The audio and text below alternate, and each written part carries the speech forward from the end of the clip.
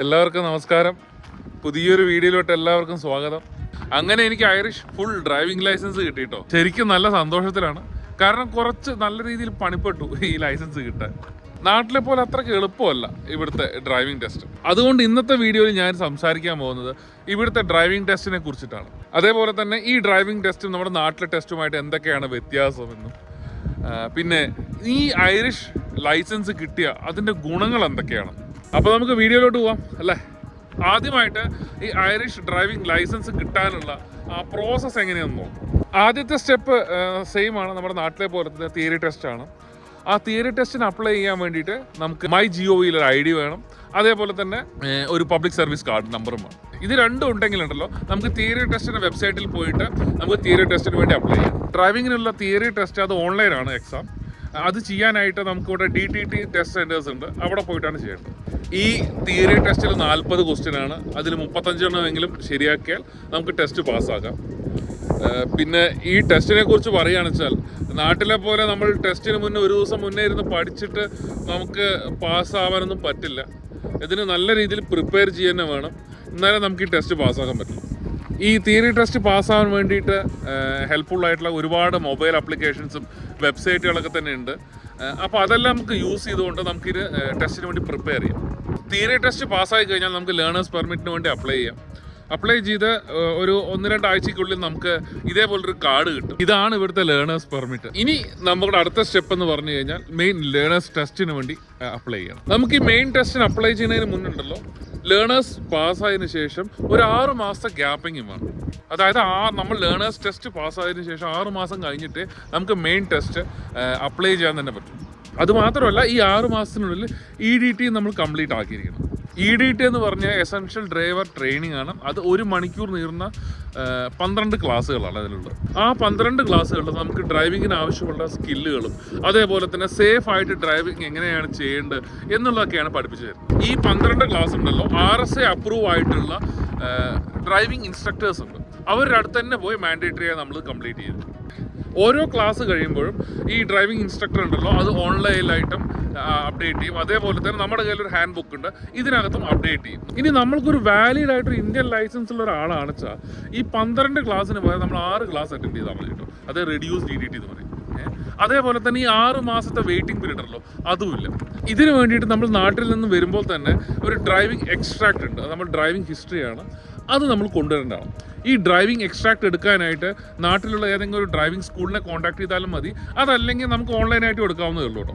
EDT ക്ലാസ്സിന് വേണ്ടി driving instructors charge ചെയ്തത് ഏകദേശം 50 യൂറോ ആണ് ഓരോ ക്ലാസ്സിന്. നാട്ടിലെ ലൈസൻസ് ഉള്ള ഒരാളാണെന്ന് വെച്ചാൽ ഡ്രൈവിംഗ് എക്സ്ട്രാക്ട് കൂടെ കൊണ്ടുവരികയെന്ന് വെച്ചാൽ നമുക്കിപ്പോൾ 6 ക്ലാസ് മതി. അപ്പോൾ 6 ക്ലാസ്സിൻ്റെ ഏകദേശം 300 യൂറോ. 300 യൂറോ എന്ന് പറഞ്ഞാൽ 28,000 രൂപയായി. അത് നമുക്ക് ലാഭിക്കാൻ പറ്റും. അതേപോലെ തന്നെ 6 മാസത്തെ ആ ഒരു ടൈം പീരീഡ് ഉണ്ടല്ലോ, 6 മാസം കഴിഞ്ഞിട്ടേ നമുക്ക് അപ്ലൈ ചെയ്യാൻ പറ്റുള്ളൂ എന്നുള്ളത് അതുമില്ല. അപ്പോൾ അതുകൊണ്ട് തന്നെ നമുക്ക് പെട്ടെന്ന് ക്ലാസ് അറ്റൻഡ് ചെയ്തിട്ട് നമുക്ക് ഡേറ്റ് എടുക്കാവുന്നതാണ്, ടെസ്റ്റിനുള്ള ഡേറ്റ്. ഇവിടുത്തെ ഡ്രൈവിംഗ് ടെസ്റ്റിനെ കുറിച്ച് പറയാന്ന് വെച്ചാൽ 40-45 മിനിറ്റ് നീളുന്ന ഒരു ടെസ്റ്റാണ് കേട്ടോ അത്. ആദ്യമായിട്ട് അവർ ഓഫീസിൽ കൊണ്ടുപോയി നമ്മുടെ കുറച്ച് റോഡ് സൈൻസും അതേപോലെ ഹാൻഡ് സിഗ്നൽസും അതെല്ലാം തന്നെ നമ്മുടെ ചോദിക്കും. അത് കഴിഞ്ഞിട്ട് നമ്മൾ അവരുടെ കൂടെ വണ്ടിയുടെ അടുത്ത് പോയിട്ട് വണ്ടിയുടെ കുറച്ച് ബേസിക് ആയിട്ടുള്ള ടെക്നിക്കൽ കാര്യങ്ങൾ ചോദിക്കും. അതായത് ഓയിൽ ലെവൽ എങ്ങനെ ചെക്ക് ചെയ്യാം, അതേപോലെ ബ്രേക്ക് ഫ്ലൂയിഡ്, കൂളന്റ് ഇതൊക്കെ എങ്ങനെ ഫില്ല് ചെയ്യാം, വണ്ടിയുടെ secondary controls, AC, demister, headlight, fog light ഇതൊക്കെ എങ്ങനെയാണ് വർക്ക് ചെയ്യുന്നത്, ഏതൊക്കെയാണ് അതിൻ്റെ ബട്ടൺസ്. അത് കഴിഞ്ഞാൽ ഇനി റോഡ് ടെസ്റ്റ് ആണ്. ആ റോഡ് ടെസ്റ്റിൽ നമ്മുടെ കൂടെ ഡ്രൈവിംഗ് ടെസ്റ്റർ കൂടെ ഇരിക്കും. അവർ ബേസിക്കലി നോക്കുന്നത് നമ്മളൊരു വണ്ടി സേഫ് ആയിട്ടും കോമ്പിറ്റൻ്റ് ആയിട്ടും എങ്ങനെയാണ് വണ്ടി ഓടിക്കുന്നത് എന്നാണ്. അതായത് നമ്മുടെ മൂവിങ് ഓഫ്, സ്റ്റോപ്പിങ്, പിന്നെ ട്രാഫിക്കിൽ എങ്ങനെ നമ്മൾ വണ്ടി ഓടിക്കുന്നു എന്ന്, പിന്നെ റൗണ്ട് അബൌട്ട്സ്, ജംഗ്ഷനിൽ നമ്മൾ എങ്ങനെ നാവിഗേറ്റ് ചെയ്യുന്നു എന്ന്, പിന്നെ നമ്മുടെ ലെയിൻ ചേഞ്ച്, ഓവർടേക്കിങ് ഇതെല്ലാം തന്നെ എങ്ങനെ നമ്മൾ ശ്രദ്ധയോടെ ചെയ്യുന്നു എന്നാണ് അവർ നോക്കുന്നത്. ഇതിനെല്ലാം പുറമെ ടേണിങ് എബൌട്ട്, അതേപോലെ റിവേഴ്സിങ് എ കോർണർ, പിന്നെ ഒരു ഹിൽ സ്റ്റാർട്ട് ഇതെല്ലാം തന്നെ നമ്മൾ ചെയ്ത് കാണിച്ചു കൊടുക്കുന്നുണ്ട്. നമ്മൾ ചെയ്യുന്ന ഓരോ ഫോൾട്ടും ഉണ്ടല്ലോ അവരുടെ കയ്യിൽ ഒരു ഫീഡ്ബാക്ക് ഫോം ഉണ്ട്, അതിൽ മാർക്ക് ചെയ്യും. ഫോൾട്ട് 3 തരത്തിലുള്ള ഫോൾട്ട് ഉണ്ട്. Grade 1, grade 2, grade 3. ഗ്രേഡ് 1 എന്ന് പറഞ്ഞാൽ മൈനർ ഫോൾട്ടാണ്. ഗ്രേഡ് 2 സീരിയസ് ഫോൾട്ടാണ്. അതേപോലെ ഗ്രേഡ് 3 ഡേഞ്ചറസ് ഫോൾട്ടാണ്. ഈ ഗ്രേഡ് 3 ഡേഞ്ചറസ് ഫോൾട്ട് ഒരെണ്ണം വന്നാൽ പോലും നമ്മൾ ടെസ്റ്റിൽ ഫെയിലാണ്. ഗ്രേഡ് 2 സീരിയസ് ഫോൾട്ട് അതൊരു 9 എണ്ണം വന്നു കഴിഞ്ഞാൽ നമ്മൾ ടെസ്റ്റിൽ അവിടെയും ഫെയിലാവും.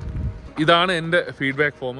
എനിക്ക് 3 ഗ്രേഡ് 2 ഫോൾട്ടേ വന്നുള്ളൂ, അതുകൊണ്ട് തന്നെ ഞാൻ പാസ്സായി. ടെസ്റ്റ് പാസ്സായതിനു ശേഷം പിന്നെ നമ്മൾ NDLSൻ്റെ വെബ്സൈറ്റിൽ പോയിട്ട് ഡ്രൈവിംഗ് ലൈസൻസിന് വേണ്ടി അപ്ലൈ ചെയ്യണം. ഞാൻ അപ്ലൈ ചെയ്തു, എനിക്ക് ലൈസൻസ് കിട്ടി കേട്ടോ. ഒരു 2 ആഴ്ച കഴിഞ്ഞപ്പോൾ എനിക്ക് ലൈസൻസ് വീട്ടിൽ വന്നു. പിന്നെ ഒരു കാര്യം പറയാൻ വിട്ടുപോയി, ഇവിടെ നമ്മൾ നാട്ടിലെ പോലെ തന്നെ ലേണേഴ്സ് പെർമിറ്റ് കിട്ടിയിട്ടാണ് വണ്ടി ഓടിക്കുന്നതെങ്കിൽ വണ്ടിയിലെ ഫ്രണ്ടിലും ബാക്കിലും നമ്മൾ L ബോർഡ് നിർബന്ധമായും വെച്ചിരിക്കണം. അതേപോലെ തന്നെ കൂടെ ഒരു ഫുൾ ലൈസൻസ് ഉള്ള ഒരാൾ നമ്മുടെ കൂടെ ഉണ്ടാവുകയാണ് നമ്മൾ വണ്ടി ഓടിക്കുമ്പോൾ. അതേപോലെ തന്നെ ഫുൾ ലൈസൻസ് കിട്ടിയായാലും നമ്മൾ 2 വർഷത്തേക്ക് നമ്മുടെ വണ്ടിയിൽ ഫ്രണ്ടിലും ബാക്കിലും N ബോർഡ്, അതായത് ന്യൂ ഡ്രൈവർ എന്നുള്ള സ്റ്റിക്കർ നമ്മൾ വെച്ചിട്ടേ നമുക്ക് വണ്ടി ഓടിക്കാൻ പാടുള്ളൂ. നമ്മുടെ നാട്ടിലും N ബോർഡ് വെക്കുന്ന ഒരു റൂൾ വന്നാൽ നന്നായിരിക്കുമെന്നാണ് ഞാൻ വിശ്വസിക്കുന്നത്. അതായത് ഓപ്പോസിറ്റ് വരുന്ന ഒരാൾക്ക് മനസ്സിലാവും ഇതൊരു പുതിയ ഡ്രൈവറാണെന്ന്.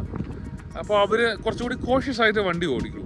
നാട്ടിലത്തെയും ഇവിടുത്തെയും ടെസ്റ്റൊക്കെ കമ്പയർ ചെയ്യുകയാണെന്ന് വെച്ചാൽ പോസിറ്റീവും നെഗറ്റീവും എല്ലാം തന്നെയുണ്ട്. ഇവിടെ അയർലൻഡിൽ ടെസ്റ്റ് ഡേറ്റ് കിട്ടാൻ ഒരുപാട് നാൾ കാത്തിരിക്കേണ്ടി വരും. ഒരുപാട് നാൾ മാസക്കണക്കിന് നമുക്ക് കാത്തിരിക്കണം.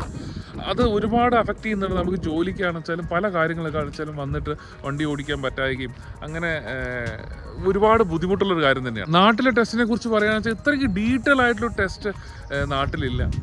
റോഡ് ടെസ്റ്റിൽ സിമ്പിളായിട്ടൊരു റോഡ് ടെസ്റ്റാണ്. 6 മാസത്തെ വെയിറ്റിംഗ് പീരീഡ് ഒന്നും ഇല്ല ലേണേഴ്സിൻ്റെ കഴിഞ്ഞ് കഴിഞ്ഞാൽ നമുക്ക് പെട്ടെന്ന് തന്നെ ടെസ്റ്റിന് അപ്ലൈ ചെയ്യാം. അതേപോലെ EDT ട്രെയിനിങ് അത് കമ്പൽസറി ഒന്നുമല്ല. ട്രെയിനിങ് സെൻറ്ററിൽ പോയി കമ്പൽസറി ആയിട്ട് ചെയ്യണം അങ്ങനത്തെ ഒരു റൂളൊന്നും ഇല്ല നമ്മുടെ നാട്ടിൽ ചെയ്യാൻ. അതെല്ലാം തന്നെ നമുക്കിവിടെ ഇംപ്ലിമെൻറ്റ് ചെയ്യാവുന്ന കാര്യങ്ങളാണ് കേട്ടോ. അപ്പോൾ ഇതൊക്കെയാണ് അയർലൻഡിലെ ഡ്രൈവിംഗ് ടെസ്റ്റിൻ്റെ വിശേഷങ്ങൾ. ഈ വീഡിയോ നിങ്ങൾക്ക് എല്ലാവർക്കും ഇഷ്ടപ്പെട്ടെന്ന് വിചാരിക്കുന്നു. അപ്പോൾ ഇഷ്ടപ്പെട്ട് കഴിഞ്ഞാൽ ലൈക്ക് ചെയ്യുക. അതേപോലെ തന്നെ നിങ്ങളുടെ അഭിപ്രായങ്ങളും നിർദ്ദേശങ്ങളും ഒക്കെ തന്നെ കമൻറ്റിലൂടെ അറിയിക്കുക. അപ്പോൾ ഇനി പുതിയൊരു വീഡിയോ ആയിട്ട് വരാം. അതുവരേക്കും ബൈ.